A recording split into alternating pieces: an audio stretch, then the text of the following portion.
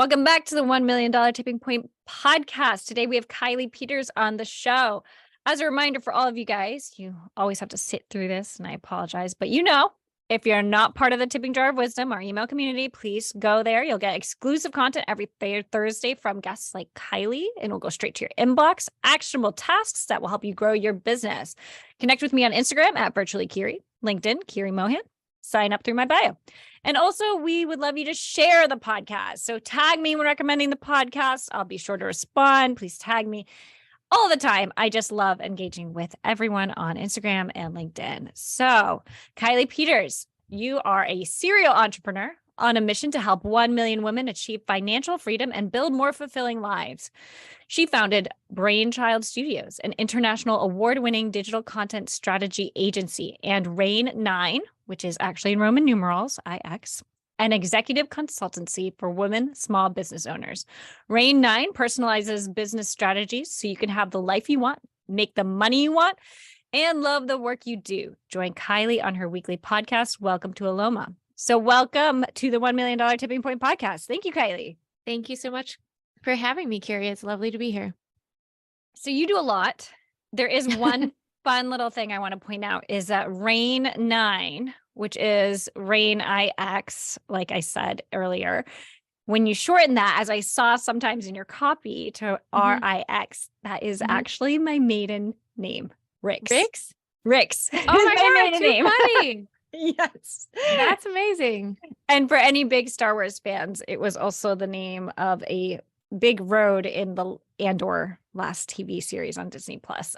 So I'm getting like a heyday in this name that nobody ever knew before. So when I was reading your stuff, I was like, Rix, oh my God, that's my name. That's a great maiden name, man. That's a good one. There are times I wish I kept it because it was Kiri Rix, which like in high school, everyone was like, you got to keep that name. That's like a movie star name. That's a really good name. That's a very good name. All right. So I saw Brainchild Studios. I was looking into that and you shut that down at the end of 2022, which I feel like is never an easy decision. What made you want to shut it down? And was it a hard decision? Oh, no, super easy. Definitely didn't think twice. No, I'm kidding. It was a very difficult decision. I had a really tough 2021. I spent most of the year trying to figure out what I really wanted. And I'd started the year thinking, I'm going to build this agency. I'm going to hit 7 figures. I'm going to build a big team. I'm going to do all these things because this is the way. And I started down that path and I was like, I hate this. This sucks. Like, this isn't what I want at all. I don't want my job to be managing a bunch of people. And if anybody remembers 2021, people started calling it like the Great Resignation. So it was like everyone and their mom was leaving their jobs, but then also reevaluating what they wanted to do. And so we became like a part-time HR department, just trying to find talent to hire to do the work to the quality that we were expecting for our clients, which was necessary with the business model that we had set up. And it just wasn't aligned for me. And, I ended up, I think a lot of tough things happen for a reason. And, you don't necessarily know what that is until you get to the other side of it. But I like to say that Rayne IX was the breakthrough after my breakdown. And I realized that as the owner of my business, I'm the only one that can change it. So if I wasn't happy with the way things were at that time, it was up to me to change it. And so I realized that while I loved the work that we did, and I was very proud of the work that we did, it wasn't the work I wanted to do any longer. I really wanted to serve women small business owners. And with the model that we had set up, it just didn't feel like the best way to actually provide service to them. So made the very difficult and very thoughtful decision at the end of 2021 to put into place a 12-month exit strategy for Brainchild. And so we shared that with our employees at the very, very beginning of 2022. And I said, you guys are the best thing that came out of this. And I'd like to bring you with me to Rayne IX if you'll have me. And they said, yes, thank God. And then throughout 2022, we implemented a 12-month exit strategy. And it was wild, like the shift in mindset. Because 2021 was so hard, there was a lot of scarcity mindset going on.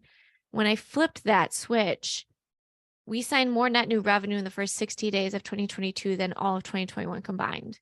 What was that shift? What was that shift that you? It was the shifted scarcity mindset. But like, give me an example of like what you were feeling before with the scarcity and what you were saying to yourself. And then. Yeah. So I'll give you this quote and then I'll provide context. So at the very, very beginning of 2022, I was reading The Gap and the Gain by Dan Sullivan. And one of the quotes in that book at the very beginning is from Greg McKeown. And it says, when you focus on what you lack, you lose what you have. When you focus on what you have, you gain what you lack. And in 2021, we were struggling with revenue. We were struggling to hit revenue. I had built up the team and we were struggling to hit revenue. And I realized that what I had was a really amazing core team. What I lacked at the time was focus and revenue. And when I got to the end of 2021 and I was like, my now husband and I went away. We called it our Houdini holiday. We pieced out and disappeared for the holidays. Like we just got like a tiny cabin in the middle of nowhere and called our families on Christmas and said, Merry Christmas, bye. And it was like during this like peace out, like reset that I found this book. And as I started to think about it, I was like, okay, if you focus on what you lack, you lose what you have. And what happened was because we were struggling with cash at the time, I was struggling to lead properly and I was creating friction in my team unintentionally. And so in doing that, I was hurting the team. And so in the flip of the mindset, it was like, okay, focus on what you have and gain what you lack. I was like, I have this incredible team. Like I knew when I wanted to exit that I wasn't planning on selling because I knew I'd have to sell the team and I didn't want to do that. And I was like, I have this team. Okay, if we just hunker down and we just focus and we get really, really clear on who we are and what we've got and how we can like maximize this, we're going to be fine. And so it was like that reset of like, focus on what you have. What do you have? Like name the thing that you have and name the thing that you lack. Stop focusing on the thing that you lack and focus on the thing that you have and get creative with how you go about it. And it is wild what can happen, like wild. So that happened for us. And so because we had such a great Q1 of 2022, it gave us the opportunity to start to slowly launch Rayne IX for real. But we weren't able to publicly truly announce it until I think it was November 2nd of last year, because I wanted to make sure that I took good care of everybody, right? So we had to make sure that we signed the business we needed to, and that we serviced the business we needed to. And then come the fall, I also happened to get married last year. So it was like, just a couple things going on. I highly don't recommend trying to plan a wedding while you shut down your company and start another one at the same time. But, do as I say, not as I do. So we wanted to make sure that we informed our entire like contractor team. And we did that during the summer, gave them a heads up, and also had like game plans in place to make sure that any revenue that they might be missing from us, we were able to help find them opportunities to supplement that. And then we had the conversations one-on-one with our clients to make sure that they felt okay. And we had plans in place to make sure that they were well taken care of. And then we publicly announced it at the very beginning of November. But at that point, anybody that it would have affected should have already known and shouldn't have been a surprise. And at that point, it was just a matter of like winding things down and making sure that we were getting ready to launch in totality at the beginning of 2023. So, and now actually what we're working on is an asset sale.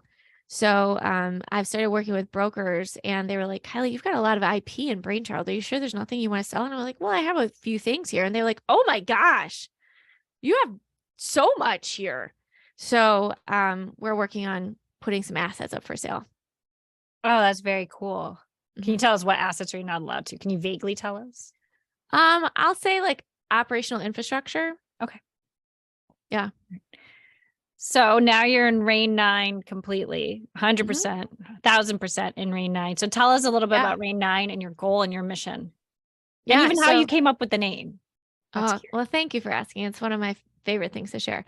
Well, we are an executive consultancy. We work with women, small business owners, and we help women launch and leverage their small businesses to build the lives that they want. And we do that by increasing profitability in their business and increasing personal fulfillment in their life.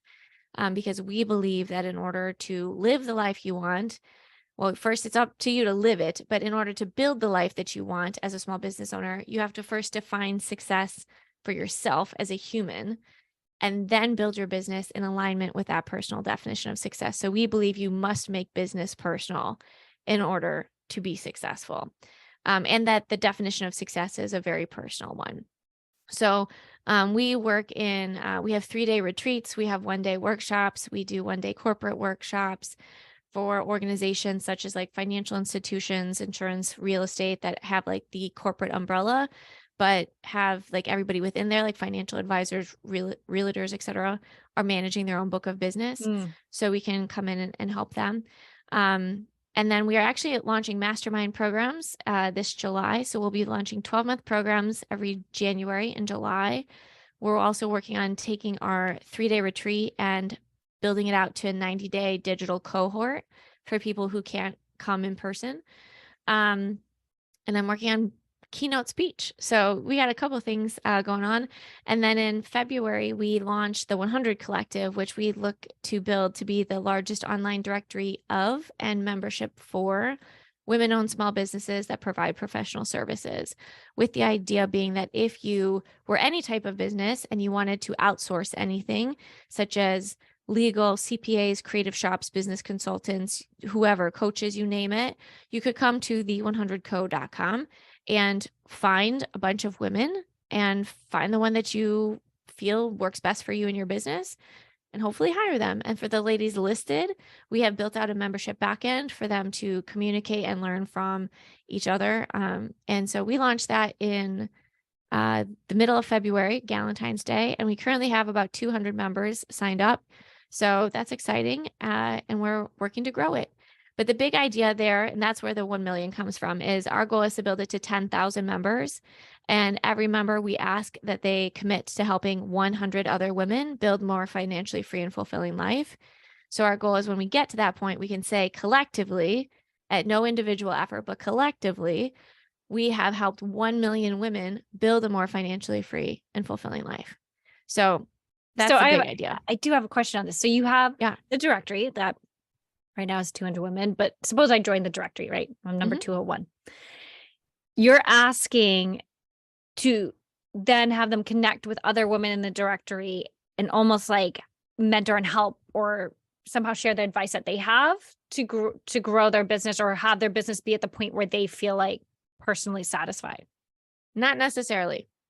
So the ask is just, and I think that it's more of a mindset shift than anything else, because so often women have been pitted against each other, right? There's only quote unquote one seat at the table. No, man, we can create our own tables and create as many chairs as we want, right? But it's more of a mindset. So the fact that we are asking people to make a note and say like, okay, I'm going to intentionally recommend this book that's going to help this person live a better life or find greater financial freedom, or I'm going to introduce them to a CPA who has really helped me, or I'm going to recommend this podcast so that they can figure out their tax burden, or, you know, like all of these just like specific things to try to create this mindset shift of more of an abundance versus scarcity mindset. Okay.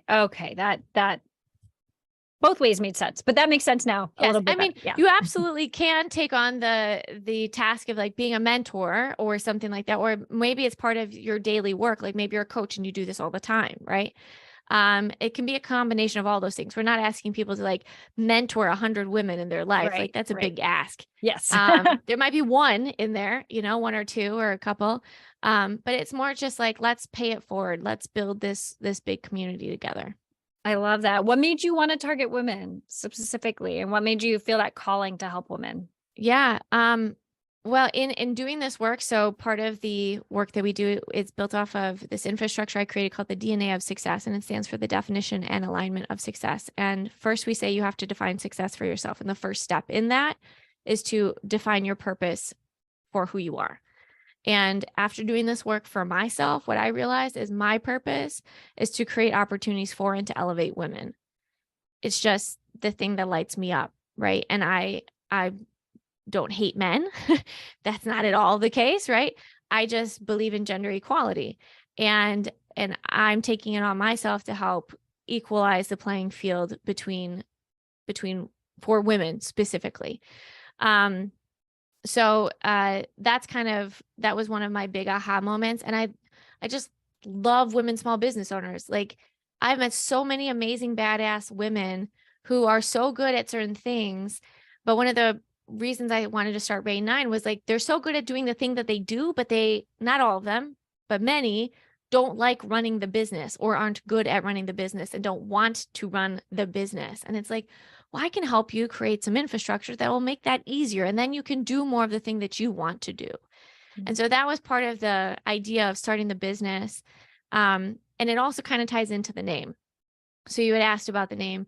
Everything we do is highly influenced by Ruth Bader Ginsburg. And so I came up with the name around the time that she passed. I saw that actually on your site. I saw like one of the membership levels was RBG. RBG, and I was like, ha. Yeah. Everything we do is largely influenced by Ruth Bader Ginsburg. So the word Rayne, Rayne, is an Israeli and Scandinavian word that means mighty council. And 9, the Roman numeral 9, is a nod to when Ruth was asked, when will there be enough women on the Supreme Court? And she said, well, when there are 9. There were 9 men, so when there are 9 women. And then also a nod to Title IX for gender equality in sports and education. So the name Rayne IX is intended to mean gender equality or Mighty Council for Gender Equality. Ooh, that's So a well thought out name. That's where it comes from. Oh, beautiful. I like that. So your workshops are only in person, right? Right now, but our hope is by the end of this year, we'll be able to launch the 90-day cohorts. Okay, cool. Mm-hmm. You talked a little bit about having employees, obviously, at Brainchild Studios and then taking them with you to Rayne IX. What does your team look like now? It's funny because this morning I actually interviewed Jenny Blake for my podcast, and in her book, she talks about delightfully tiny teams. And we bonded over that for a moment because that's how I would describe my team, is a delightfully tiny team. And that's what I want to keep it as. So right now, we have 3 full-time employees, me, Erin on my team, and Melissa. And then we just hired an assistant as well. And I kind of see it staying the 4 of us for right now. We are building out training programs for contractors to do some one-on-one work and our masterminds, and to manage the digital cohort. But those are purely project-based, so they'll largely be contractors unless the scope of that work shifts. But for right now, that's the intention. And then once we get the 100 Collective up and running, I think we'll probably bring in somebody part-time to kind of be dedicated to that as it grows. Maybe that'll grow into a full-time role.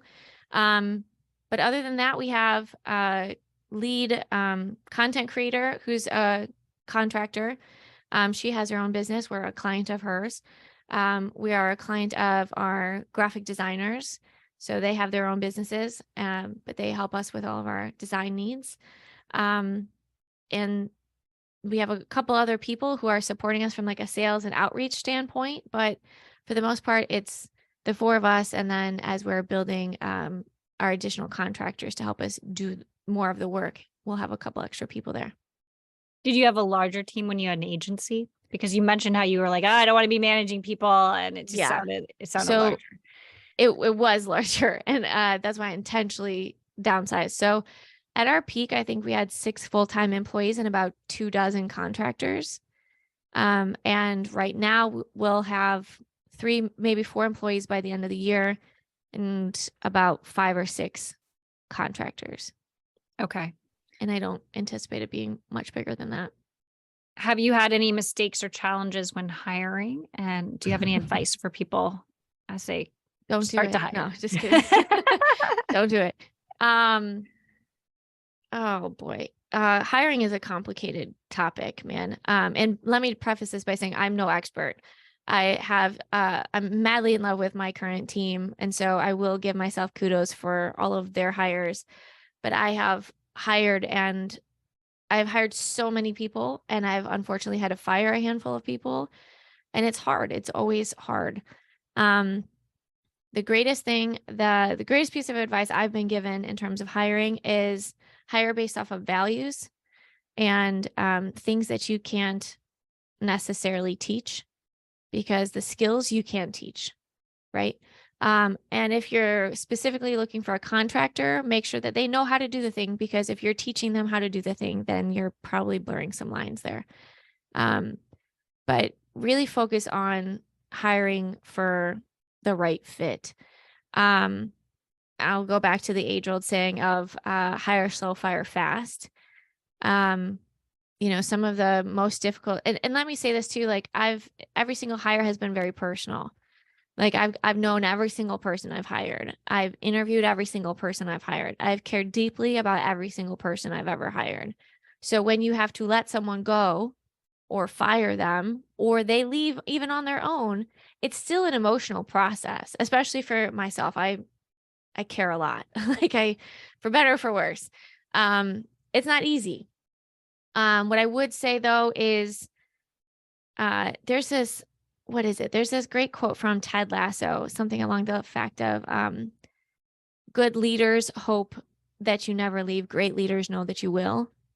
And that's something that I've just kept in the back of my mind, is like, I'm going to do everything I can to create every opportunity for my team that I possibly can. But the day that I cannot help them continue to grow, I will help them move on.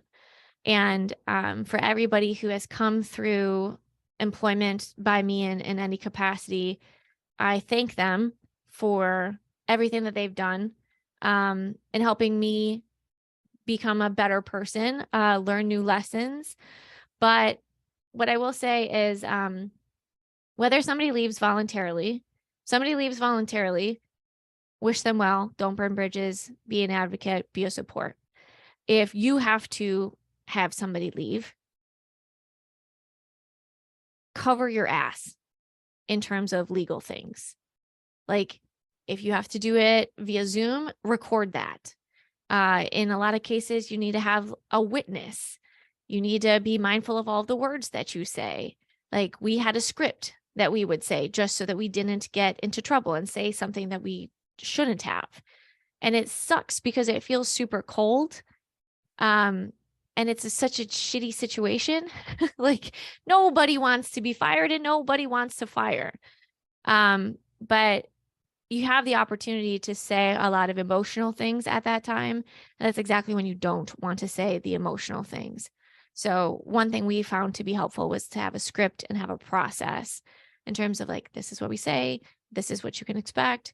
This is what's going to happen next. We thank you for your work. Moving on. Even though it doesn't feel that way, that's how we had to deliver things. And I'm not saying that we did it perfectly, but I think we kept ourselves out of trouble by following a process.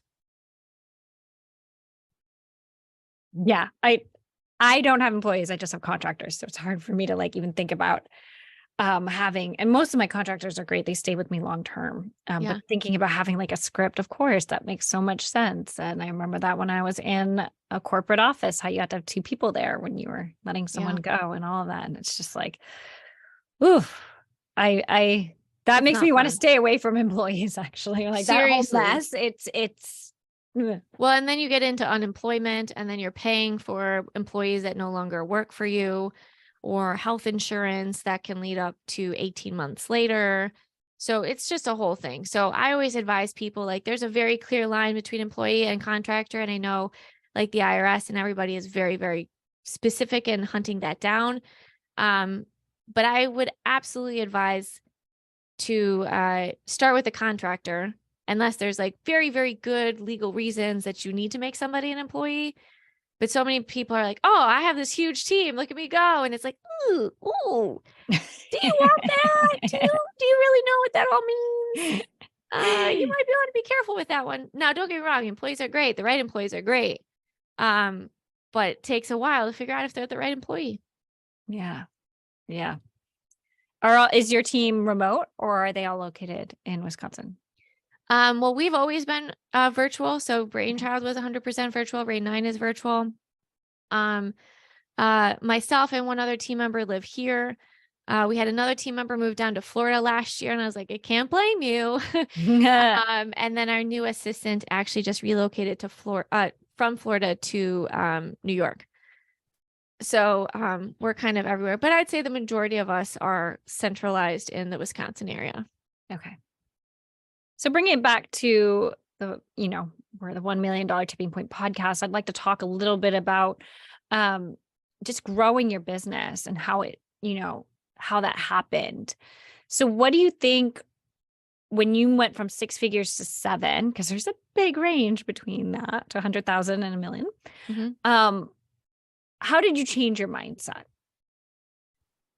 A lot of it was trying to get out of the way. So oftentimes as entrepreneurs, we tend to be control freaks. I'm definitely guilty of that. And maybe I shouldn't lump everybody in that. I tend to be a control freak.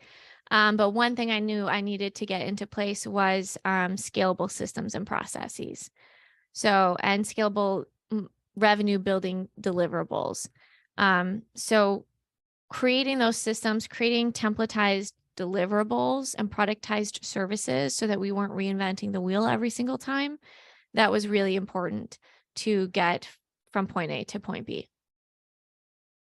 Can you lay out the steps that you think you used to grow your business from 6 figures to 7? So the scalable systems and the processes. Mm-hmm. And then what do you think are 2 other ones that really helped launch your business at next level?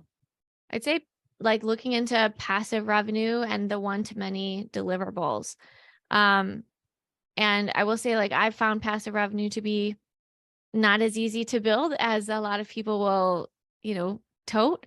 But Can I just say, I hate seeing those articles. They come up on my news feed and they're like, this person built these courses or these digital product, or whatever it is, and they're now making $300,000 a month and barely doing anything. Yeah, and I'm like, no, wait, but how long did it take them to build those? What kind of marketing did they have? I have all these questions. It's just then my next question is, okay, if they're making $300,000 in revenue, do they pay $300,000 in advertising to make the 300,000? Right.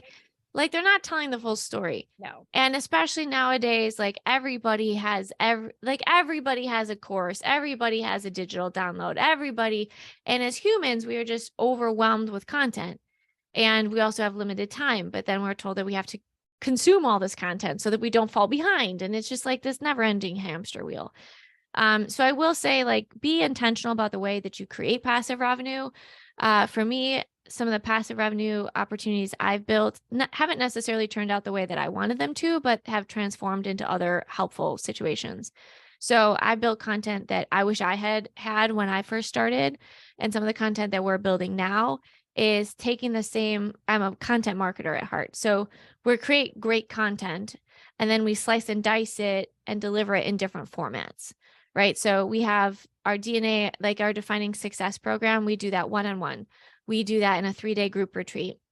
We have a 1-day corporate workshop. We have a 1-day just for women's workshop. And then we're taking the same content, we're delivering it in a 90-day digital cohort, right? It's all the same content, but it's delivered in different ways because sometimes the timing doesn't work out for people. Sometimes the price tag doesn't work out for people. Sometimes they didn't hear about it in time. There's all these different variables, right? So I would just say be mindful of your intentions, and also know that sometimes what was intended to be a passive revenue stream might end up being your greatest lead generator. So it may not turn into revenue per se, but if you play your cards right, it can either add value to something else that you're already creating, or it can be a great lead generator to a bigger valued program. Good advice. Yeah. When you had your agency versus now, what do you think is the balance you had between spending money and making money? Between spending money and making money, how that relationship was different? Well, the agency, I'm sure, since it was larger, there were more people. What was it looking like in terms of where did you spend the most money? Was it in employees? Was it in people? Was it in software? And then Definitely looking at people. Rayne IX, how is that different? Is it different? I mean, right now it's the greatest expense, and I don't like to say it that way. I'll say greatest investment was in people and still is in people. And I'm okay with that because that's my decision, right? Like I wanted to have a couple of key team members to help me run the show, right? But I will say what we have been able to do because we had such a good year in 2022, we were able to use some of that money from a tax strategy standpoint to invest in some operational infrastructure to set us up for success moving forward. So we have made significant investments in Salesforce and Salesforce's marketing automation tools, and sales team and things like that. So we've taken some of, we always talk about reinvesting back into the business, right? So those are the most recent investments that we've made. So we have our solid team in place, and then we've taken I don't want to say surplus, but we've reinvested back into technology, operational infrastructure, and automation. And my hope is that by making those investments now, we find that we don't need to spend our team members' time doing those tasks, so that their time is freed up to do bigger picture items, also freeing up my time to do bigger picture items. So those are some of the biggest things that we have been working on. So finding the right people, creating systems and processes, leveraging automation and technology. And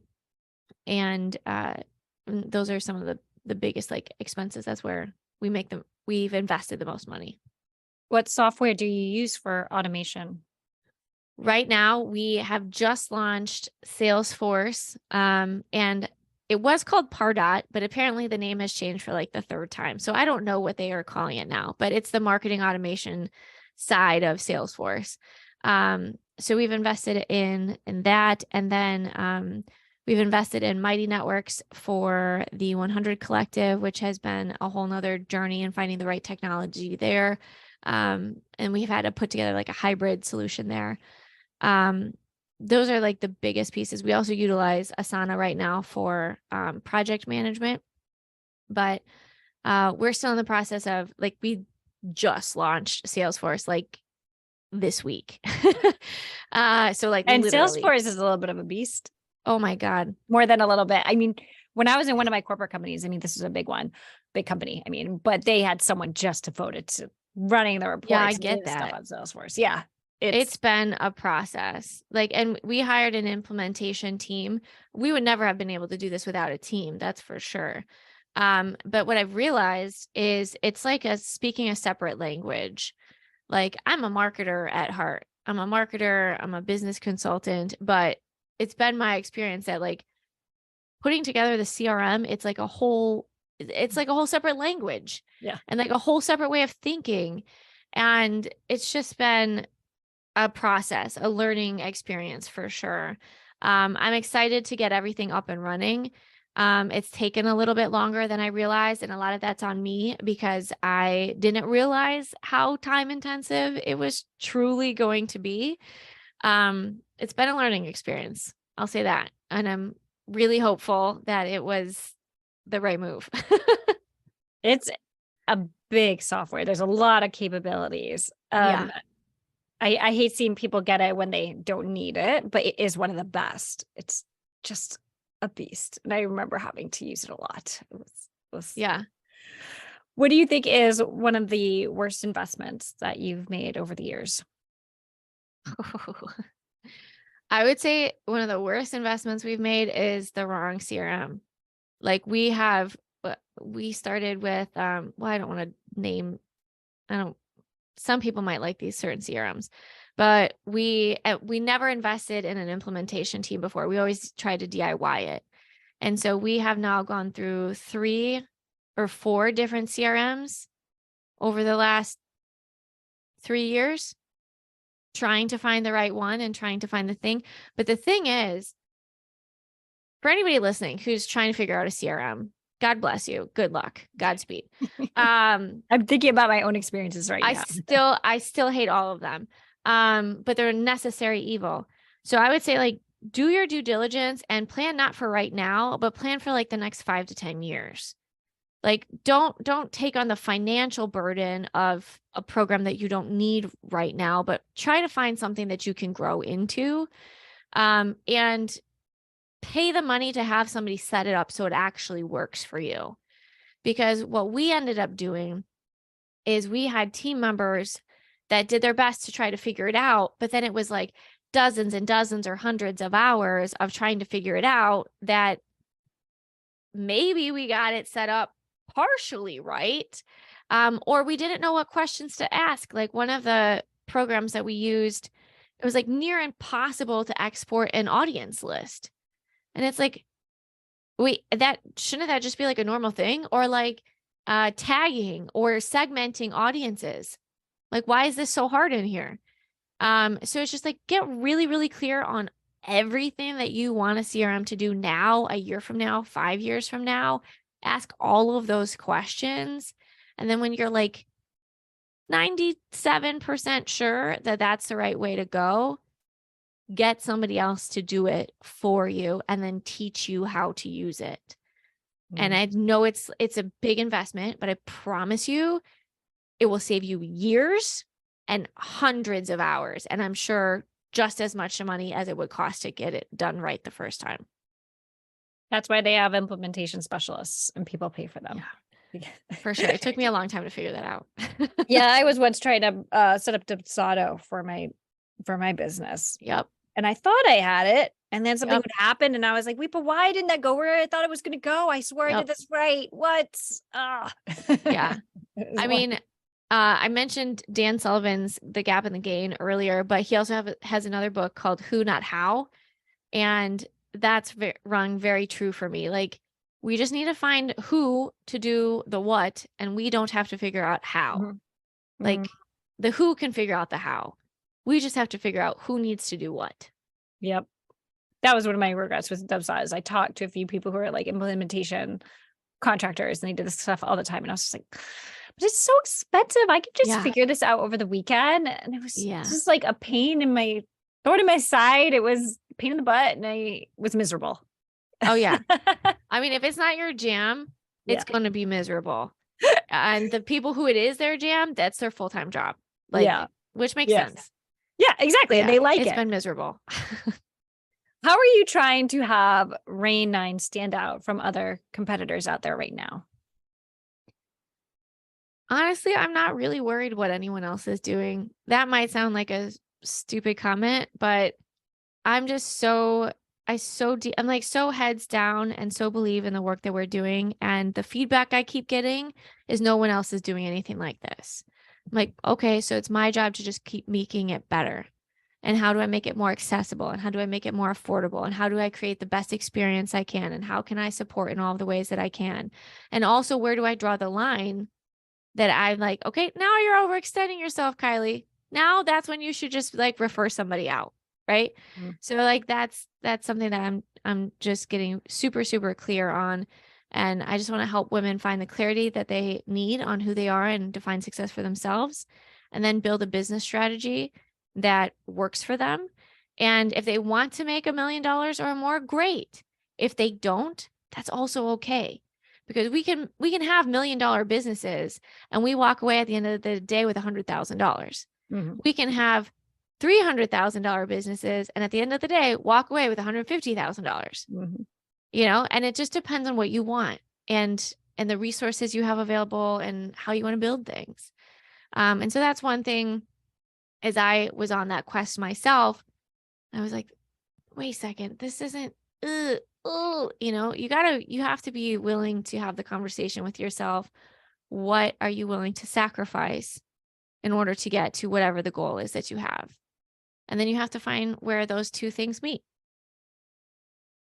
Do you think you've made any mistakes or hit any challenges either with Brainchild Studios or Rayne IX that you can share and we can learn from?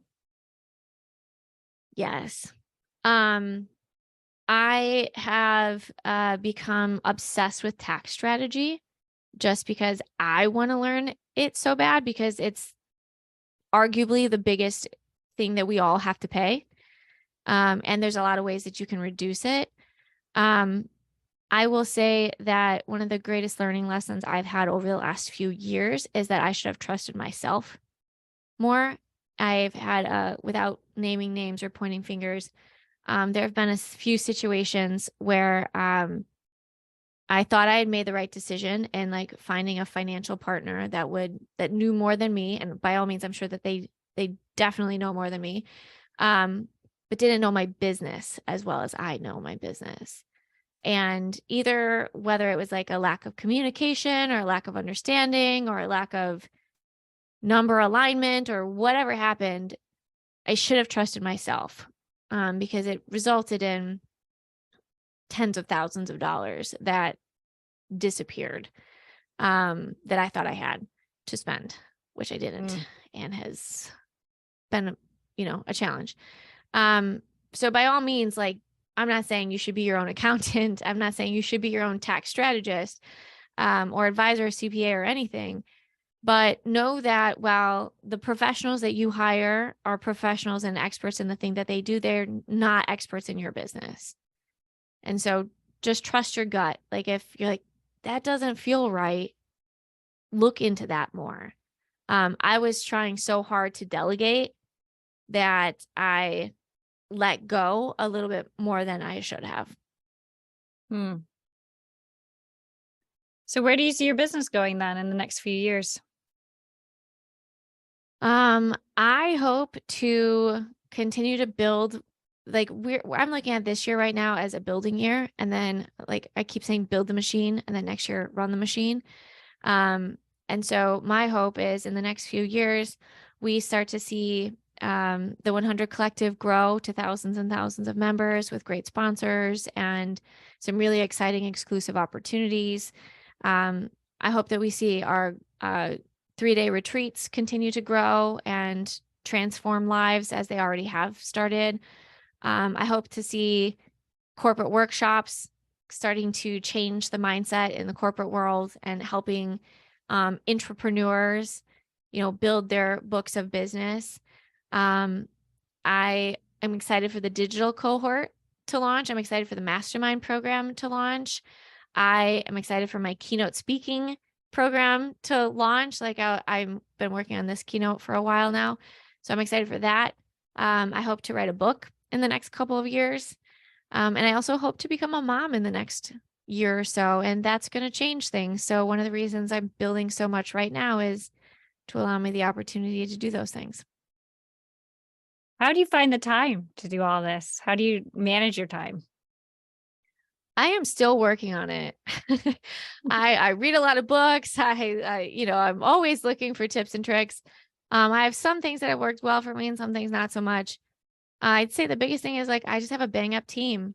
Like I love them dearly. And, God bless the fact that they are so patient with me and my chaos that's in my brain. But they make the majority of this possible. I also try really hard not to take meetings on Mondays or Fridays, which means that I'm usually in back-to-back meetings from like 8 to 6 on Tuesday, Wednesdays, Thursdays, which I'm working on that. That's not great. But it does give me space on Mondays and Fridays to think, because that's what I've realized I need space to do is like, I just need to think so I can connect dots and I can continue to build and create value in those unique ways. But I'm working on the time management piece. But I will say what we've done a lot of is everybody kind of has their lanes. So every team member is like responsible for a specific revenue source, 1 or 2 revenue sources. And I'm not necessarily responsible for any of them except for the ideation and the creation of the content that goes behind them. Do you have any advice for women who are trying to grow their businesses from 6 figures to 7 figures? My first piece of advice would be make sure you know what you want. And it's okay, whatever you decide. If it's 6 figures, if it's 7 figures, if it's 8 figures, that's great. Just make sure it's what you want. And then in terms of scalability of any kind, I would say create scalable recurring revenue and create systems and processes that remove you from being the bottleneck to forward progress.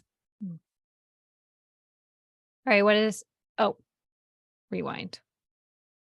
Share with us. Where can we find you? Absolutely. So you can find more about my company, Rayne IX, at RAYNEIX.com. You can learn more about our workshops at RIXworkshops.com. There you go, Kiri. I'm excited. Yeah, you can check out my podcast. It's Welcome to Eloma. And you can also find me and my respective companies on LinkedIn and Instagram, Kiley Peters and Rayne IX or the 100 Collective. So we actually didn't go into Eloma much. Tell us a little bit about that. Eloma actually just turned 1 year, which is crazy. But it's just been fun. I interview entrepreneurs and experts to help entrepreneurs. And yeah, I don't know that there's a whole lot more to say, but that it's just been it's been really fun having the opportunity to meet new people and give them the space to talk about themselves, as I'm sure you know. It's a delight. Yes. So yeah, like my daughter, she has like in elementary school, they can't interrupt other people. They're taught, if you're watching the video, you'll see this, but they're taught to go like this, which means me too. So they're not like, ah, when everyone's talking. Oh, so I that's started smart. doing that like underneath, like me too. That's why I love doing this podcast. So, That's really smart. Good for yeah, them. because kids just talk over each other all the time when they get excited. So that's what they were taught, to do the sign language. That means me too. That's smart. I like that. Can you share with us one philosophy, mantra, or quote that you try to run your business by? Trust the process. Mm. And that's coming from somebody who's not very patient. I'm not a very patient person. Trust the process has been really helpful for me. And also the mindset shift of this is happening for me, not to me. It's easy when things don't go as planned to get down on ourselves and to question things. But if we shift our mindset from like, oh, this is happening to me, woe is me, to, okay, well, what's the learning here? What's the opportunity that I might not be seeing? Like, what's the gift of this thing happening to me? It shifts everything. I like that. That's a good one. And you also said trust yourself, and earlier in this. Yeah. And that's a big one. I hear that one a lot, but it's so true, because even just the other week I was in the middle of doing interviews and hiring, and there was this one person I loved and I just wanted to go with them, but there was just something in my gut that was telling me, I just don't know. And I boxed my accountability partner, and she was like, if your gut's telling you that, yeah, there's probably a reason. And wouldn't you know, I was like all gung-ho about them. And then I emailed them asking about next steps and all this stuff. And then they just never got back to me. And I was like, well, that was it. That was it. That was right. And I was getting my hopes up, and I was like, imagine if I hadn't gotten that weird gut feeling, right? Like, who knows? I don't know. It's not a great example, but it's the most recent one that comes to mind. It's real. Yeah, definitely trust your gut. And I'll say that too. I to that point, like, we launch things and we try them, and people always talk about like fail fast and then like fix it, right? Trust your gut. Like, if you put something out there and it's not working, it's not a matter of like, well, keep pushing the same narrative. It's take 2 steps back. We don't have to kill it, but like, how does it need to change in order to be successful? What are we not listening to? Mm-hmm. And like, if our gut says like, okay, it's time to kill it, this isn't working.